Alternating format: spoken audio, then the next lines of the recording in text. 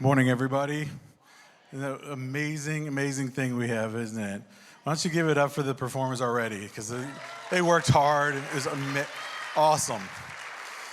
I'm just up here. I'm honored just to share a few thoughts tonight about something that's not only shaped our worship, but echoed through history. That is hymns.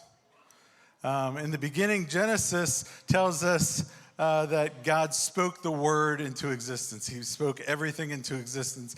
And there's actually a beautiful tradition in ancient Hebrew that suggests something deeper. Some scholars say that God didn't just speak it, he sang it. And just think about that for a moment. Think of the beauty of that moment. The different emotions, because songs have such emotions that are tied to it, such deepness. There's joy and freedom, sorrow and pain, and so many other things. And that's what God spoke out into the world to create.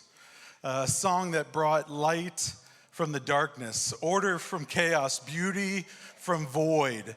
From that moment on, song has been a part of our spiritual DNA. We sing for joy. We sing in sorrow. We sing to remember. We sing to celebrate and to heal. From weddings to funerals, from revivals to quiet moments of prayer. Music has been a sacred thread tying heaven to earth together. And at the heart of that thread, it's hymns. Hymns are more than just melodies and verses. They are living history. They are theology wrapped up in poetry.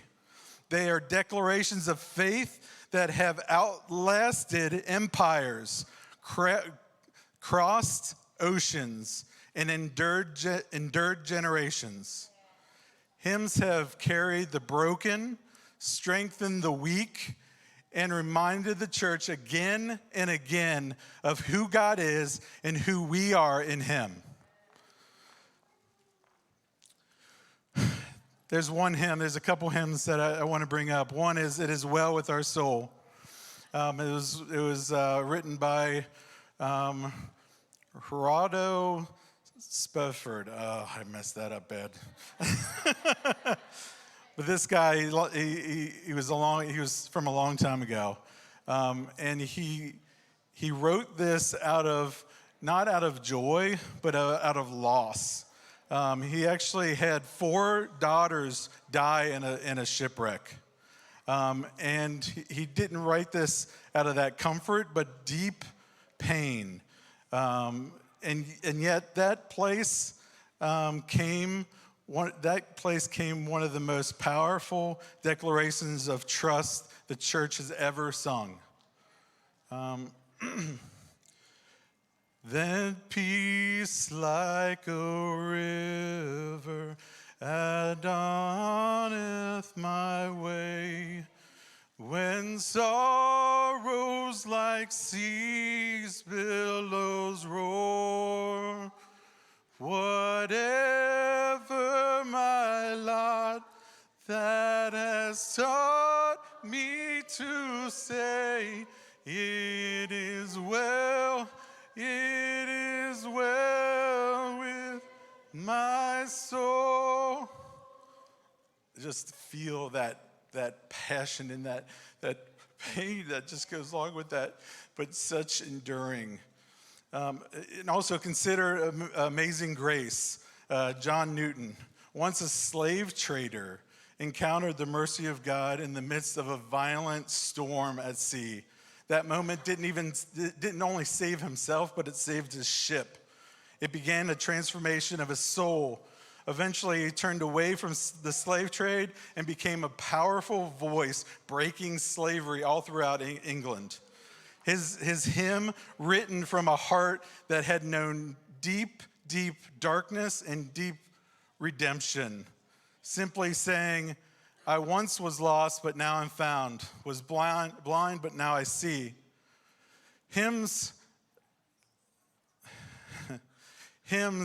like these things aren't just old songs. They're milestones, markers of where heaven met earth in someone's story. They remind us that we're a part of a legacy, that we don't just sing for ourselves, we sing with those who've gone before us and for those who come after. Tonight's recital, it's not about music, it's not about dance, and it's not about all this stuff that we're doing, which is amazing, a written word, and there's so much talent here. It's about remembering. It's about hearing the echo of God's heart, his joy, his sorrow, his celebration that carries through the generation by faithful voices. And it's about adding our voices to that song. And if you would, those movements and those words. We need to keep those words and that song and that movement going. Just may those things raise like an incense, joining that eternal melody. May the hymns we sing today become the echoes carried somebody else forward tomorrow. So, thank you.